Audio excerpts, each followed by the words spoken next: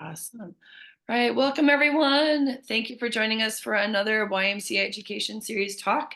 My name is Pam Rakansky. I am the YMCA facilitator for the YES program. It's my pleasure today to have today to talk with Matt Margolis. Matt will be talking about navigating the long-term care maze.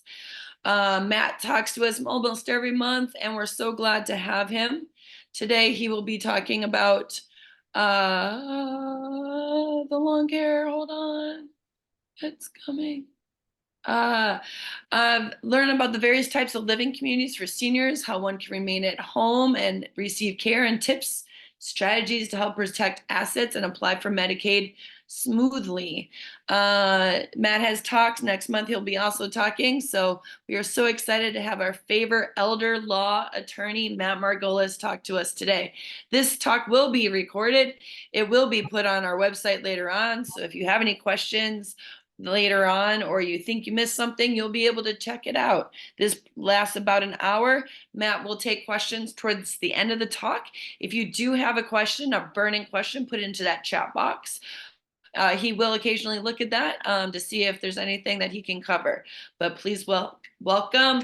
With that, welcome Matt Margolis to talk about navigating the long-term care maze. Yay, Matt. Woo! Good morning, everybody. I can't hear you. Oh no. Oh no. I can hear them. You guys can hear me? Can anybody else hear me? I can hear you. Just a moment, everyone. I can hear you.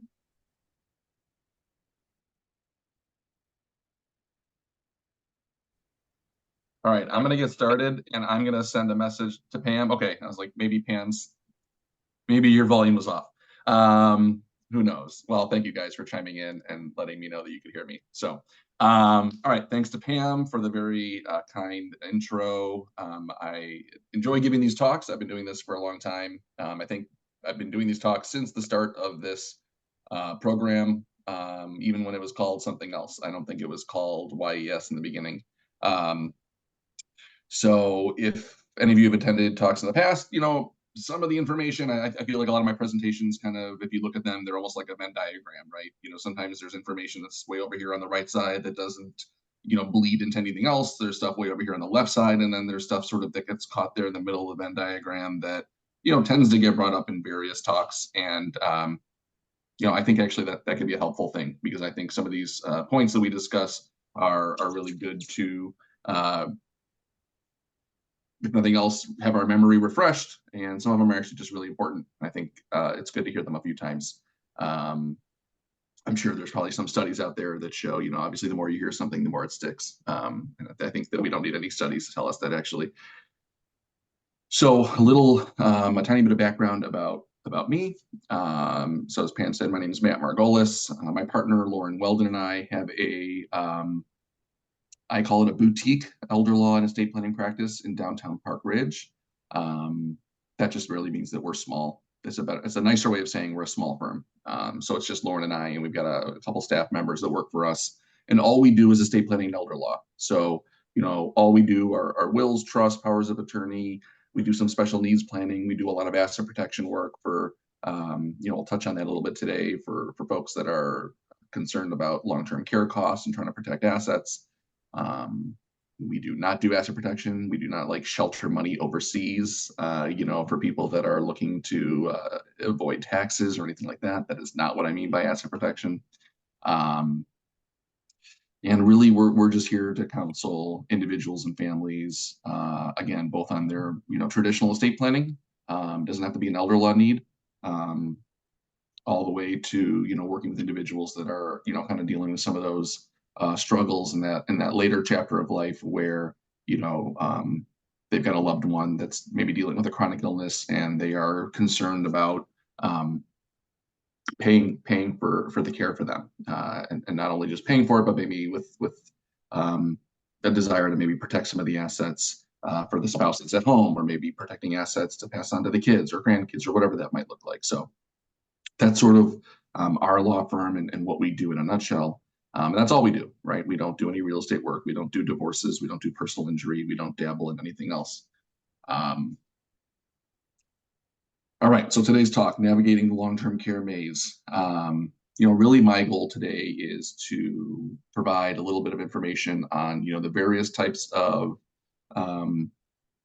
living communities out there, if you will, as individuals age and they no longer feel like their home is the best or safest place for them to live, as well as looking at various benefits and benefits that we can apply for and strategies that we can use to protect some assets as we sort of go down that path. So as Pam said, if you have any questions, the best place to put them is in the chat box. Of course, if you write them down on your end and just remember them, I should definitely have a few minutes at the end to answer some questions. But the chat box is great, and that way, I can even maybe answer the questions throughout the talk. The only thing I'd really prefer, the last kind of disclaimer I'll give, or maybe the only disclaimer I'll give, is I'd really rather the questions be more broad. If any of the questions are extremely specific to one of you, Pam put which I appreciate, Pam put my information in the chat box. You can always send me an email. If it's something that I can give you like a really quick answer to, I'm happy to respond that way, or with a quick answer. If it's something that I feel like we would need to maybe schedule a consultation, I will let you know that. But yeah, I like to keep the questions a little more broad so that the entire group can benefit from them. So all right, so let's get started. The one thing I'm going to bring up in the beginning, which I like to bring up in most of my talks, which is not necessarily a direct relation to the topic today, are power of attorney documents. Because, as we're talking about navigating the long-term care maze and getting to a point where we might be dealing with a loved one who has some health issues that we are looking to solve for, inevitably, we are likely talking about situations where somebody could have diminished capacity. And so, listen, I'm going to spend 2 minutes on this. There are two types of powers of attorney in Illinois. And we use power of attorney documents. There's a healthcare power of attorney and a property power of attorney. We use power of attorney documents so that we can make decisions about naming people now who can step in and make medical decisions for us or make financial decisions for us if a situation arises later on where we lose capacity and we don't have the ability to make those decisions on our own anymore. So the healthcare power of attorney, we're naming somebody that can make medical decisions for us if we lose capacity to make medical decisions. And we can name as many people as we want. We're naming them one at a time in a particular order. The property power of attorney is more of the financial power of attorney. Maybe some of you have referred to it as a financial power of attorney. Sometimes people call it a durable power of attorney. But the property power of attorney is a document that we use where we're naming, again, as many people as we want, one at a time in a particular order. And these people will step in if we are incapacitated or unable to manage our financial affairs. These people will step in one at a time to be able to make all those non-medical decisions for us. Okay, this would be dealing with our checking accounts, savings accounts, IRAs, 401ks, real estate, signing a contract, hiring a caregiver, moving in, signing the paperwork to move into any kind of long-term care community, like we'll be discussing today, dealing with issues that might arise with Medicaid or Medicare, or Social Security. So having powers of attorney are extremely important. Okay, so I always really want to throw that in there in most talks I give. To me, there's no excuse for people to not have a power of attorney document. Okay, and I've seen situations where I've got older clients that even though they're fully capable of making decisions on their own, they might get to a point where there's certain things they just don't want to deal with anymore. And so having that adult son or adult daughter or their spouse be able to step in and handle certain things for them can be really helpful. So, all right, that's all I'll say on that end. When we look at different long-term care communities, and really different care options in general, right? There's a few different options or models as we start to sort of navigate this arena of needing long-term care.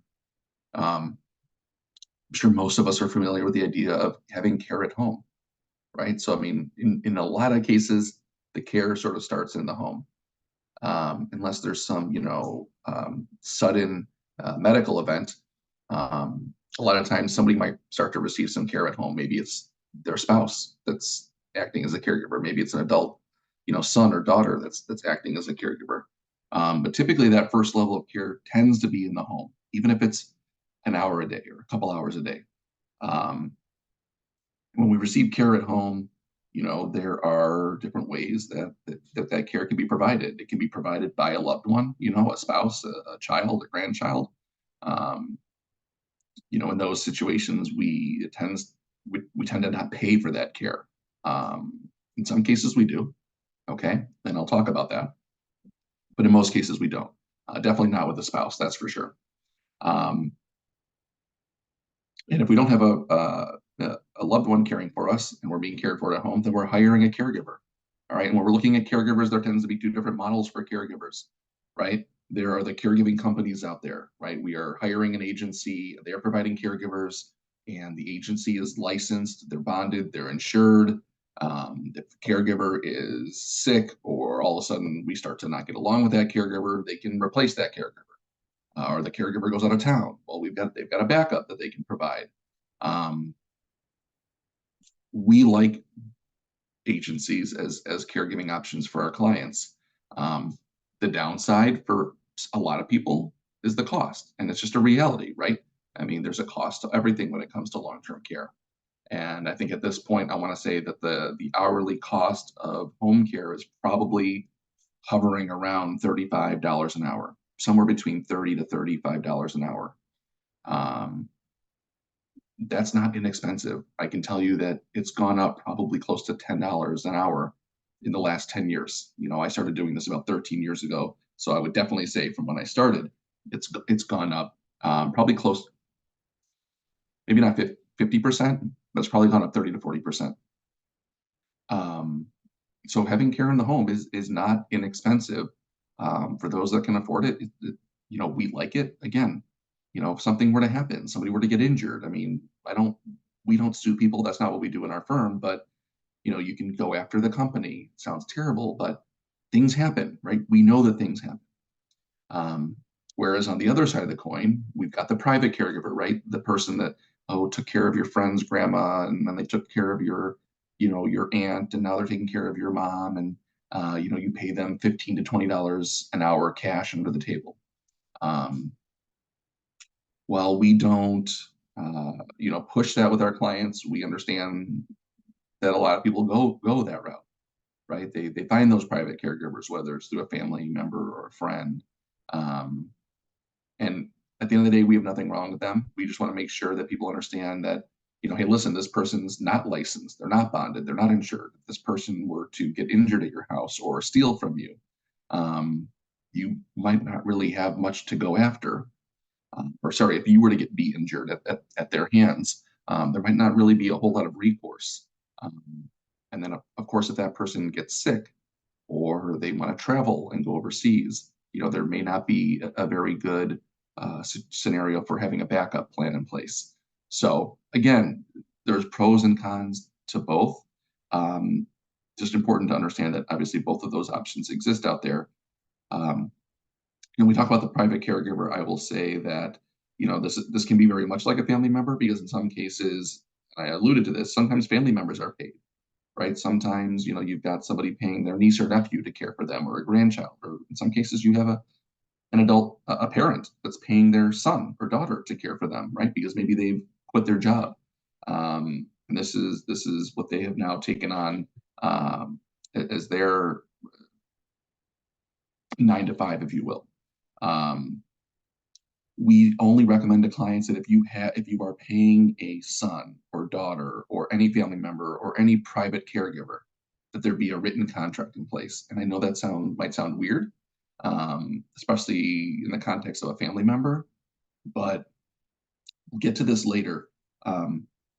We need to have something in writing if we are paying somebody to care for us. There needs to be a contract. We'll talk about Medicaid in more detail later, but one of the big things with Medicaid So Medicaid's a benefit that we can apply for if we're going into the most common type of place we're going to apply for Medicaid would be a skilled nursing facility.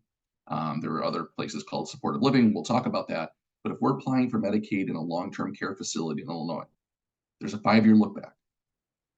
And what that means is when I go to apply, the state is going to ask me for 5 years of my bank statements, checking, savings, money market, 401ks, IRAs, everything I have. They're going to want to see 5 years of statements. Really what they're looking for is, did I give any money away? Okay.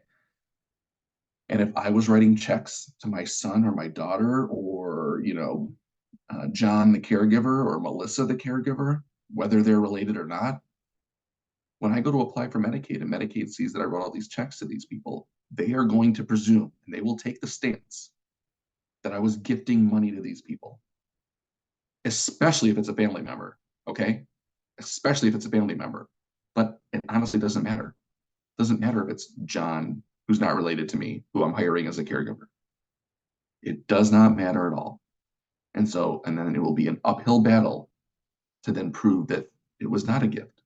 Then we have to go back to these caregivers that may be out of the picture for years, and we're asking them to sign affidavits and prove that they did in fact provide care and that they were paid this much money. And God forbid these were people that were not claiming this money on their taxes, which I can tell you a lot of them don't. Maybe some of them are not US citizens. Getting them to sign an affidavit will be very tough, because even though we can tell them that Medicaid's not going to go tell the IRS, they're not going to be very comfortable signing anything to that effect. Okay, so you got to get that contract in place. Again, I don't care if it's a son or a daughter. I don't care. You have to put something in writing that talks about the services they're providing, how much they're being paid, how often they are providing care, etc. It is a dangerous game with Medicaid, and really one that will create a big headache for you if you do not do that. So I don't mean to beat a dead horse there, but it's so important. Okay. All right, so we've got the home care option. Then if we move out of the house, then there's a few different types of living situations we could be looking at. Right, the first one is long-term. It's independent living. Independent living is where, I almost look at it. I almost kind of relate it to like being in a dorm room. Right, some of us were in dorms in college. It's almost like being in a dorm for seniors. Right, we're not getting any care. Most cases with true independent living, there's no care being provided. We're just moving into a living situation where, we don't want the upkeep of our 3,000 square foot home or 6,000 square foot home, whatever you might have. You don't want to be responsible for all those things that you had to be responsible for as a homeowner. You don't need all that space anymore. And you know what? You want to be in more of a social setting with other people closer to your age.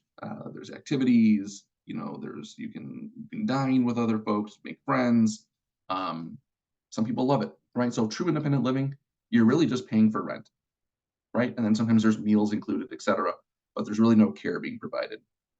Now, in some cases, and that's going to be 100% private pay. All right, there's no benefits we can apply for to pay for independent living.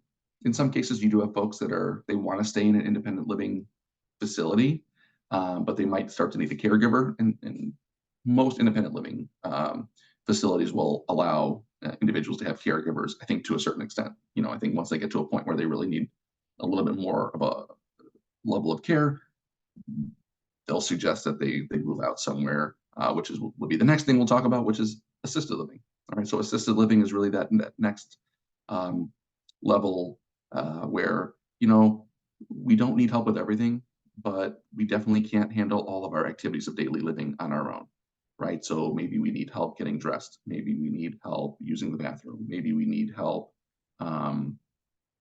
feeding ourselves, showering, taking medication, ambulating, just getting around. So assisted living would be where we need some help with some activities of daily living, but not, maybe one or two. Assisted living tends to be more expensive for sure than independent living, right? Because now we're not just paying for rent, we are also paying for care. And it's so hard to tell you guys exactly what the costs are these days. I mean, there are independent living facilities out there that can be as low as, you know, $2,500 a month or so. There's independent living facilities that can be as much as, you know, $4,000 or $5,000 a month, right, depending on the place. When you start talking about assisted living, you could be looking at anywhere from, you know, 4,000 or so. I don't think you're going to find a place for true assisted living for less than $4,000 a month. Could be upwards of $8,000 a month, $8,500 a month. And assisted living, a true assisted living facility, is private pay. All right, so there's no benefits that we're applying for to cover our assisted living costs.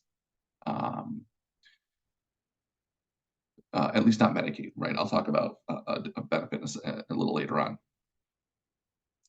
There's also memory care, right? There's memory care facilities, and then there's memory care assisted living. So what does that mean? That means that there's certain facilities out there that obviously specialize in memory care, right? Their staff is trained to work with individuals that have some form of dementia, right? And some of these facilities are fantastic. They do such a great job. You know, they are consistently training. They're updating their training.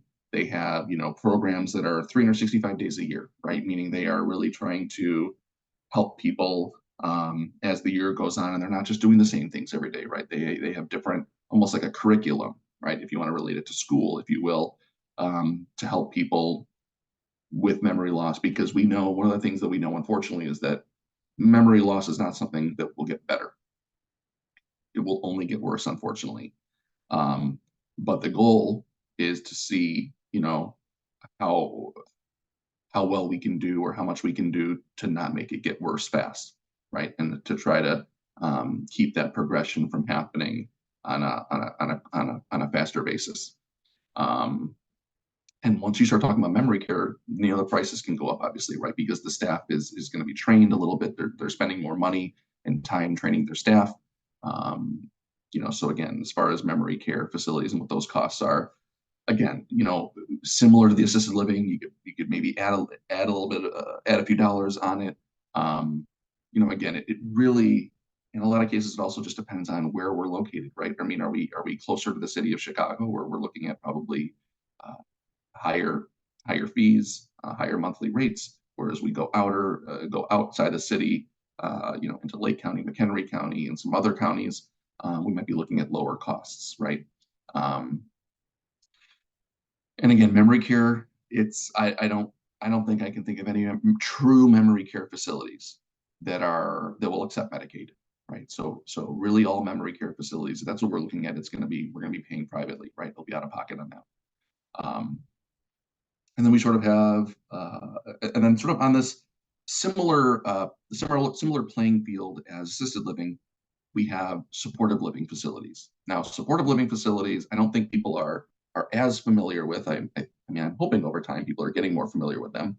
But a supportive living facility is going to have a level of care that's more similar to assisted living, right? So somebody needs help with some activities of daily living, but they can still get around quite a bit on their own.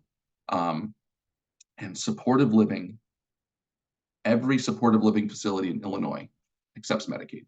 Okay, every single one. Every single supportive living facility in Illinois accepts Medicaid. So if it is under the supportive living umbrella, all right, if you're talking to a place or you're looking a place up and it's classified as supportive living, they take Medicaid. All right, I know I said it like 5 times. Supportive living, Medicaid. Assisted living, no Medicaid. All right. Now, there aren't as many supportive living facilities out there as there are assisted living. And I hope at some point the state of Illinois changes that. I know if you think, and I have to look up to see if it's changed. So I apologize, I don't have up-to-date information, but for a while now, there's been a moratorium on supportive living facilities opening up. So, you know, and we really do need more, because there are a lot of people that don't need, and where we're going next is skilled nursing, a nursing home. There's a lot of people out there that don't need the level of care that a nursing home provides or a skilled nursing facility provides, right? Which is really that top level of care, right? At this point, if we're in a nursing home, we need assistance with most of our activities of daily living.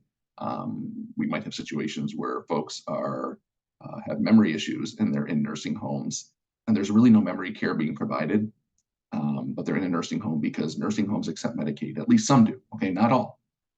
Whereas supportive living, every single supportive living facility does accept Medicaid. We talk about nursing homes, some accept Medicaid and some don't. Some are totally private pay. So, you know, just in this general area, to give you an example, we've got Glenview Terrace in Glenview, which is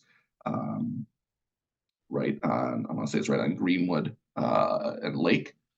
Glenview Terrace takes Medicaid. Right now, not everybody in there is on Medicaid. There's a lot of people in there that are paying privately, right? They're paying $10,000 a month out of pocket.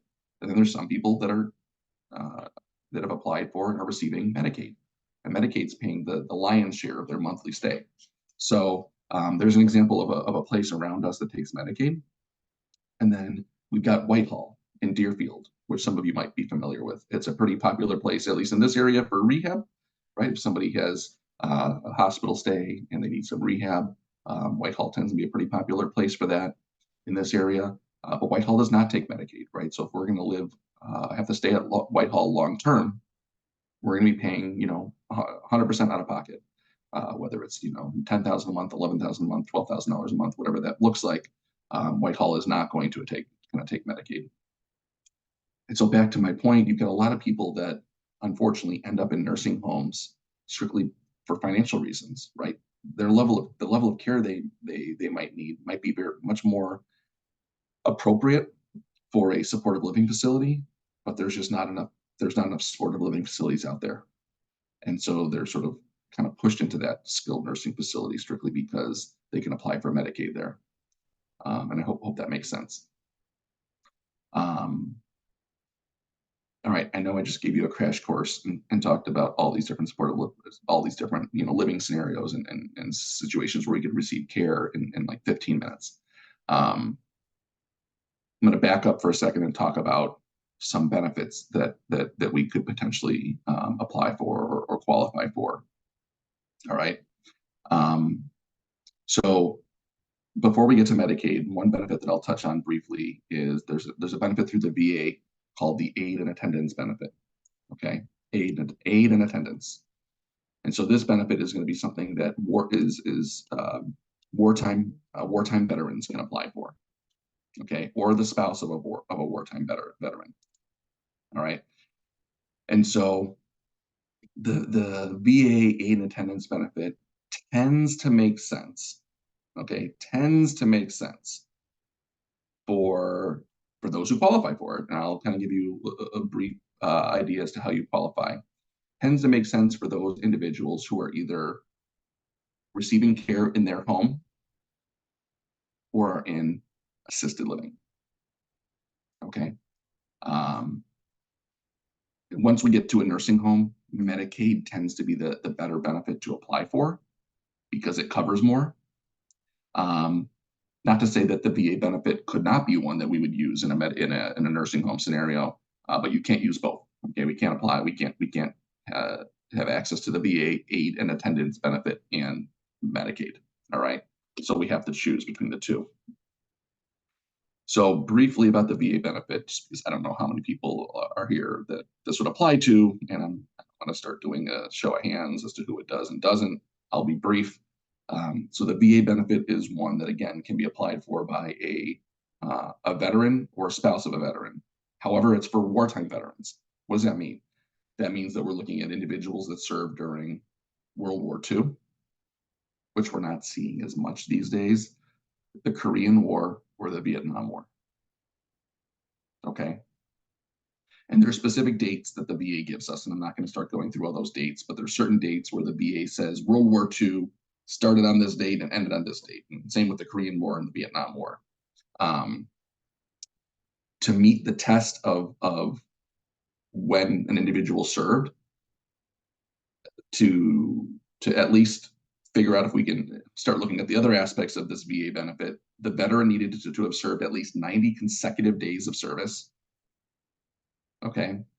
And this can't be in the reserves. Okay, this is active service. All right, 90 consecutive days of service, and at least one of those days had to fall within the time periods that the VA gives us for World War II, the Korean War, or Vietnam.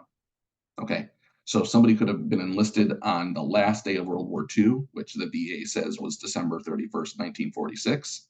They could have been enlisted that day as their first day of active service.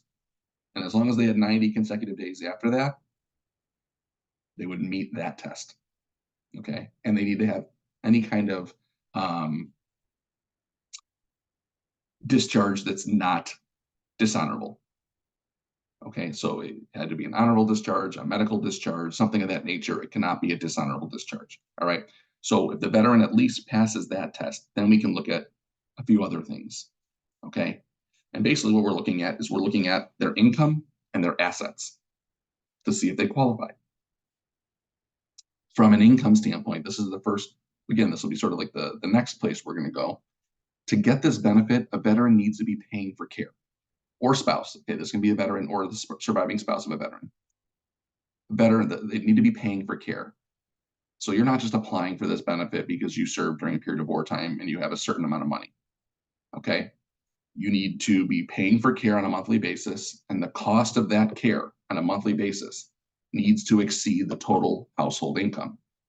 So if I'm a veteran and my wife and I's total Social Security and pensions, et cetera, is $4,500 a month, we need to be paying more than $4,500 a month on the caregiver or at the assisted living facility to get the benefit.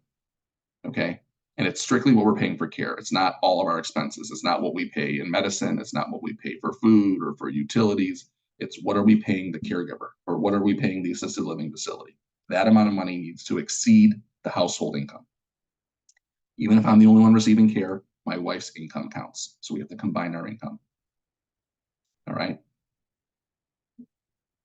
So if we meet that test, then we look at our assets. Okay. And we can have roughly, I'm not going to go into specific details here, $150,000 of assets. Okay, a house is excluded. So if we own our house, the house doesn't count. But $150,000 of assets. So that's a combination of checking accounts, savings accounts, money market accounts, cash value of life insurance policies, IRAs, 401ks, et cetera, right? $150,000. So if our cost of care exceeds our total income, if we have less than $150,000 and we served, well, one of us served during a period of wartime based on what I mentioned, then we can apply for this benefit. And the amount of this benefit, depending on whether it's a surviving spouse of a veteran who, let's say I'm the veteran, if I'm the veteran and I need care, but I have a spouse that's still living, or if I'm a single or widowed veteran, we're looking at a benefit that could be anywhere from about $1,400 to $1,500 on the low end, up to about $2,600 to $2,800 a month. Okay, so it's a significant benefit, right? At least I think so. So again, for those that can, that applies to, it's something that's definitely not a bad thing to look into. Okay, and again, that might be something that we're using again more for if we have a caregiver at home, or if we're in some sort of assisted living or memory care, some sort of more of a private pay facility. Okay. When we're looking at a place that takes Medicaid, let's talk about how Medicaid works. Medicaid works a little bit differently for supportive living facilities because those aren't as popular.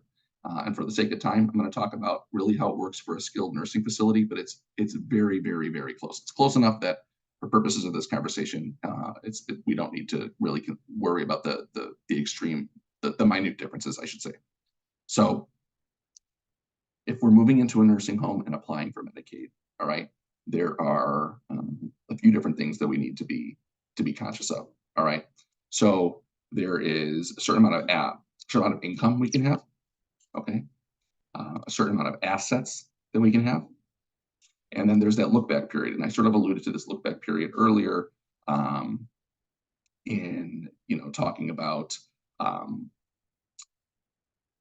the 5-year look back and having to be conscious of giving money to caregivers that might look like a gift where there could be issues, etc. Right? So we want to be sure that we're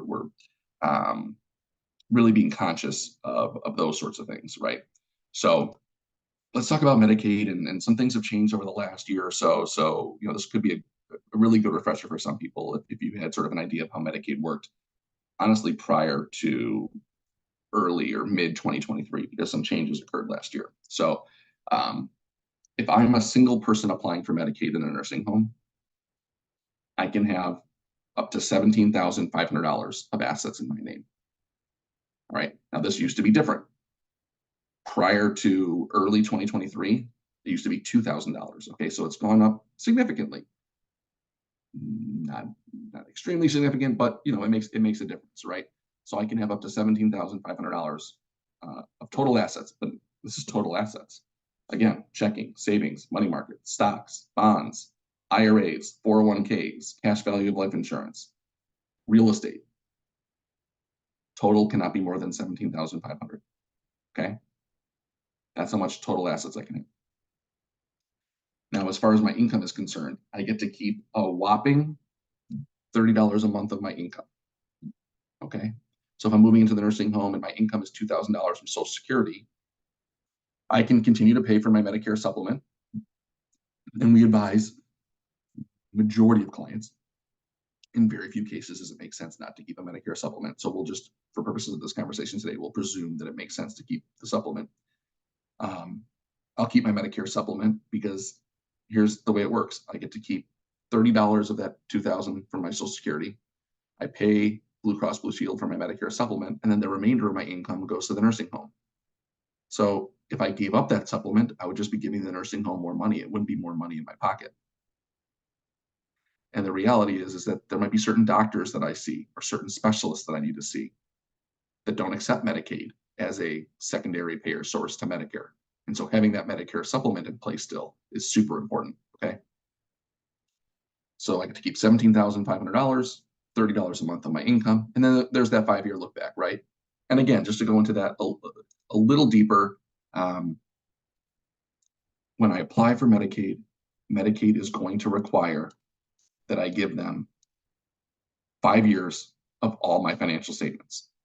Okay, 60 months of financial statements. They want to see, again, did I give any money away? And again, they will look at money I gave my son or daughter as a caregiver, as a gift. They will look at money I gave a third party, not even related to me, caregiver, as a gift. We highly recommend to clients that they not just start gifting money. There are ways to be very, there are ways to gift that make sense.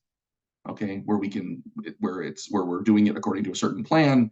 We're doing things to take into account that these gifts are being made. And that's what we do. That's part of what we do at our law firm, and that's what other elder law attorneys do as well. We're definitely not the only ones. There are ways that we can be very smart about gifting and planning around it. But just gifting assets, we do not recommend it. The state will find out. Okay, they will find out. I promise you, you might be super smart. You're not going to be able to win this one over the state. All right. I always have clients that come in and they're like, oh, we figured it out, right? We just put our son's name on the house. We gave the house to our son, or, we sold our son our car that's worth $25,000 for $500. Or, we were gifting, $15,000 a year to all of our grandkids, just like the IRS allowed. Well, the IRS and Medicaid don't jive. I have clients say this all the time. Just because the IRS allows us to gift, $18,000 a year to everybody we know, I think as of 2024, Medicaid doesn't. Okay. So again, we have to be conscious of giving away any kind of money that's not being done strategically. All right. And really, I would say through the advice of an elder law attorney, again, whether it's us or somebody else. With a married couple, all right, so with a married couple, things work a little bit differently. All right, so if I'm the one moving into the nursing home and applying for Medicaid, I'm still only allowed to have $17,500, okay, of total assets in my name. My wife can have up to $120,780 to be exact. So $120,780 plus a house plus a car. There's no limit on the value of the house. Okay, it could be a $250,000 house. It could be a $1 million house. I've been doing this for 13 years. I mean, we're not typically seeing clients that have $1 million houses applying for Medicaid, but it doesn't mean it doesn't happen. Right? There's people that bought houses years ago for 30 grand. They've appreciated quite a bit, but the rest of their assets have gone down significantly for one reason or another, right? So it does happen, but yeah, in general, no maximum value of the house. Again, could be worth what any amount of money. Okay, so the spouse that's not going in the nursing home, we call this the community spouse, can have $120,000 roughly, a house and a car. Now, again, my income, I'm still limited to the $30 a month of my income. But my wife, in this case, my wife can have $3,715 a month. Okay, $3,715. How does this work? So let's just say that, give you two examples. Let's say that our income between my wife and I, our total income is $3,600 a month. All right, $3,600 a month total between the two of us. I'm going in the nursing home. Well, what would happen is, let's just say my income is $1,500, my wife's is $2,100. If I was single, remember, I could keep 30, pay for my Medicare supplement, and then I'd have to give the nursing home the rest. And then Medicaid would kick in and cover the remainder. In this example, I keep my 30, I pay for my Medicare supplement, and I give the remainder of my income to my wife. Because in giving it to her and adding it to her $2,100, it does not put her over that $3,715 that she's allowed, which means she can keep all the income. We don't have to give the nursing home anything on a monthly basis. Okay, so in some cases, it works out where a married couple doesn't have to give anything to the nursing home. And now again, this number went up as well in the last year. This used to be about $2,700, so it went up about $1,000 a month for the spouse at home, which is to me very significant. Way more significant than the $2,000 to $17,500 of total assets for a single individual. Cost of living has gone up a little bit, not an insane amount, not 40% or so, which is how much this benefit went up, or 35%, I'd say. But obviously very helpful, right? Now there's other situations where my wife and I, let's say my wife's income, maybe she's still working, maybe she was a teacher or a police officer, has a really nice pension, and her income is $5,000 a month. Well, then I'm not going to be able to transfer any of my income to her because she's already over that $3,715. Okay, so my income will have to go to the nursing home, again, over the $30 a month, over my Medicare supplement. And Medicaid can actually ask my wife to contribute a small percentage for every $100 that she's over the $3,715. They can ask her to provide a small percentage of that to the nursing home as well. I want to say that chart is it's like $5 for every $100 that she's over, right? So it's not ideal, but I think it's fairly insignificant in the grand scheme of things, right? So my wife's still able to keep the lion's share of her income.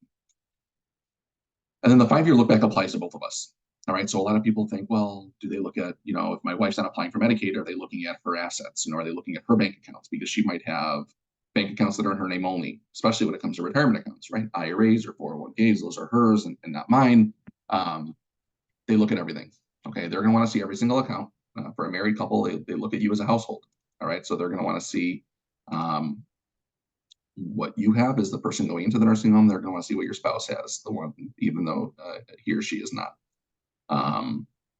There are situations where, people start talking about getting divorced so that they can protect their assets for Medicaid. And I'm not going to go into that today. I'm going to say that people do it. It's an option. It makes sense to really discuss that with a lawyer to really see if there is any benefit. Because some people have this idea where they're like, well, we'll just get divorced. And because we're just kind of doing it for Medicaid purposes, my wife who's not going in the nursing home, we'll give her 90% of our assets and I'll just walk away with 10%. So I'll spend a little bit of money at the nursing home and then I'll apply for Medicaid. Meanwhile, we just protected 90% of our estate. It doesn't work that way. Medicaid's going to want to see a 50-50 split. And if not, they're going to call that a gift. They're going to say you gifted that 40% because it should have been yours. So these things are complicated. Again, people have tried to, win over the system and do things on their own and think that they're going to figure things out better than the state. And it's tough. It's tough. All right. The way that, let's say we gifted money, All right, it's helpful to understand this, and I'll talk about briefly how we can protect assets. The way that Medicaid deals with the gift. So let's just say that between my wife and I, we're down to $130,000 between the two of us, right? And I can keep 17, and she can have 120. So we're under the limit. Now again, the 17 needs to be in my name only. My name cannot be on $120,000 that she has in her name. Okay, and if any of those are joint accounts, my name needs to be taken off of them.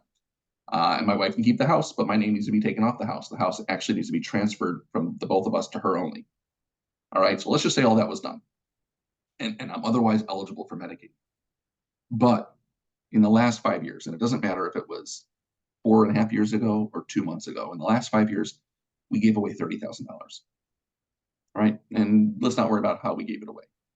We gave away $30,000. Medicaid, what Medicaid will say is they're going to say, Matt, you're approved. You're approved for Medicaid. But there's going to be a penalty. And the way that they assess a penalty is they take the amount of the gift and they divide it by the monthly cost of care at that nursing home. So let's just make it really easy. Let's say the nursing home I'm moving into is $10,000 a month. Well, Medicaid would say, Matt, you gave away 3 months worth of care, right? $30,000 divided by 10,000 a month. You gave away 3 months worth of care. And so what the state will say, Matt, let's just say it's April 1st. Medicaid's not going to kick in April 1st. Medicaid is going to kick in July 1st. You're going to have a 3-month penalty. So you need to figure out a way to pay out of pocket for April, May, and June. Because that's what you gifted. You gifted away 3 months of care. Had you not gifted that money away, you would have been able to pay for these 3 months, right? That's how they look at it. And it doesn't matter. Some people are like, well, but what if we only have $60,000 when we're applying? We're really allowed to have 120 or 137 between the two of us. If we gifted 40,000, if we still had that 40,000, we would actually still be Medicaid eligible, right? Because if we add that 40 to the 60, we'd have 100 and we would still be able to apply for Medicaid. Unfortunately, that doesn't work. It doesn't matter. It stinks. I totally see the logic there. I'm on board with it, but the state's not. The state's not, okay?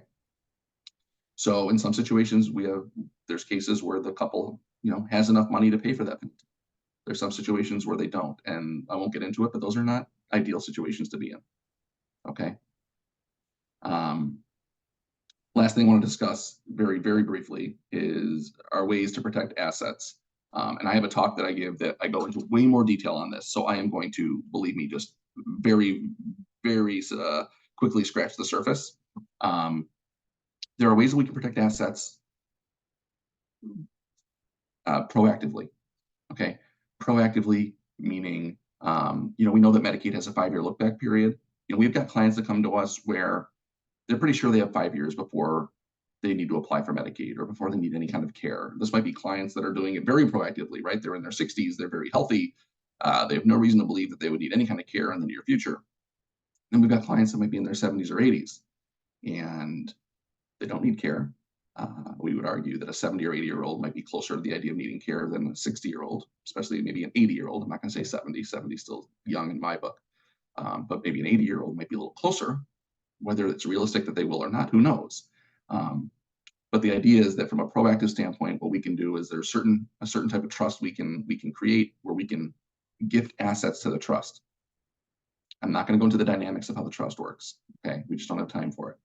I want you to understand that there are ways that we can gift assets to a certain type of trust where we believe we've got more than 5 years, meaning we're not going to be applying for Medicaid for the next 5 years.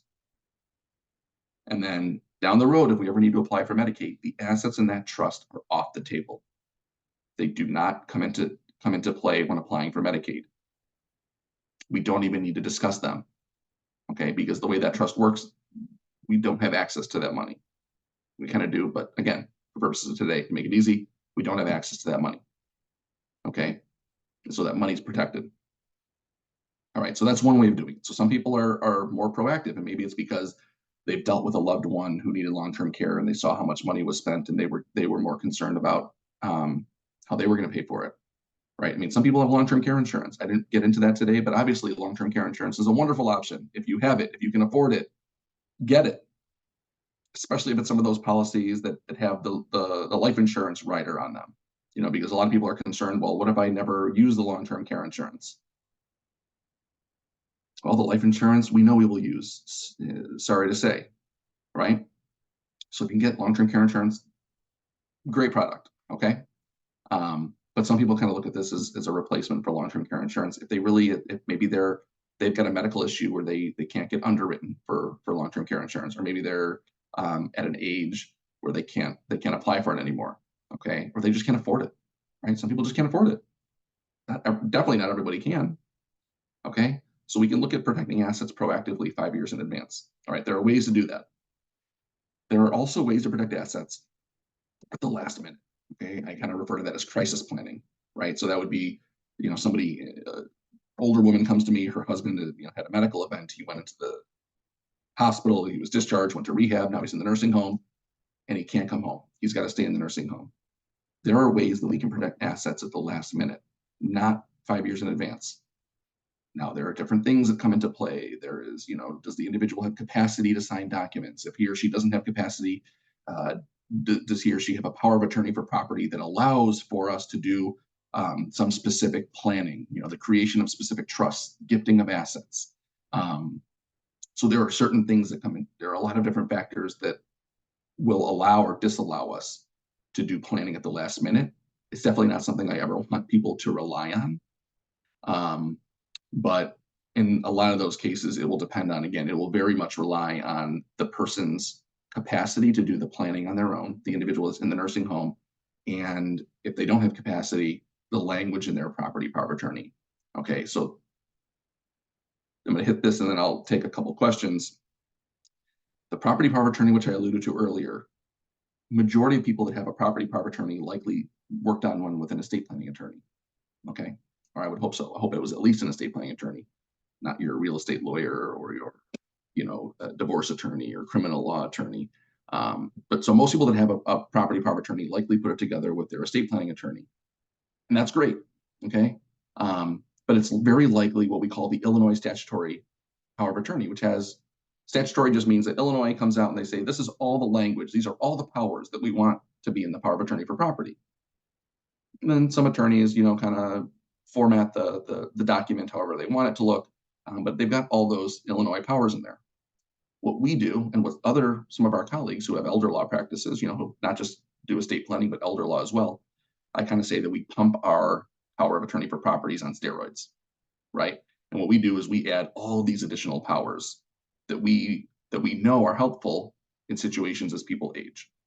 And so there's powers in there that allow the agent named, okay? So if my son is my power of attorney, that would allow my son to, engage in gifting assets or the creation of certain types of trusts for purposes of applying for Medicaid and protecting assets and all this extra language that can be very beneficial at the last minute. And we've had clients come to us in these crisis scenarios, and the ability for us to protect assets 100% rested on the language in the power of attorney.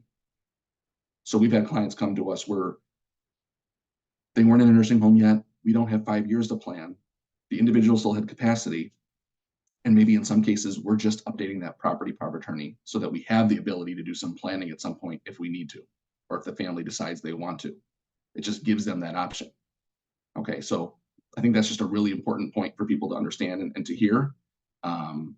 Because I will tell you, we've had situations where people have wanted to protect assets, and it 100% came down to the language in the power of attorney. If the language isn't in there, we cannot do it. It just cannot be done. We definitely won't bend the rules. We're definitely not going to say, well, we could we could kind of twist those words to mean this. We won't. And I can tell you that virtually every colleague of mine and ours, my partner and I's, wouldn't do that either. Okay. So I know we covered a lot today. Hopefully I wasn't bouncing around all over the place too much. I know I tend to do that. Just kind of how my brain works. So I know it's 10:12. I've got a few minutes. I'm happy to answer any questions that people have. And of course, my information's in the chat box as well. So if there's any questions that you come up with later, feel free to shoot them my way. But that's all I've got for now. Any questions? Thanks, Matt. Mm-hmm.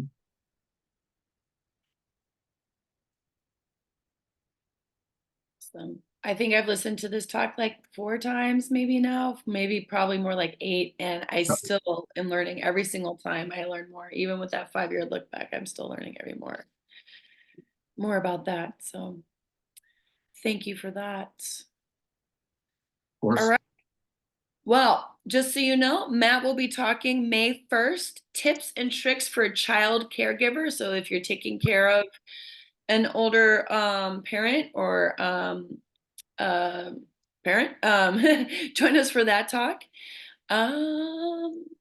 Awesome. Okay, our next talk is April 17th, Understanding and Responding to Dementia-Related Behaviors. That will be at noon. That is Wednesday, April 17th. Again, Matt will be talking May 1st, Wednesday, May 1st at 9:15 a.m. Tips and tricks for the child caregiver. Thank you, everyone, for joining us today. Thank you again to Matt yeah, this talk will be up later today or tomorrow on our website, nsymca.org/YES. We're free and open to the public. Please keep joining us and learning more. Thank you, everyone, for having us today. And thank you again to Matt. Bye. Thank you. Bye, Thank guys. you. That was great. I really enjoyed that. Thank you. Thank you. Appreciate that. Thank you. Matt's great. Thanks, man. Bye, guys.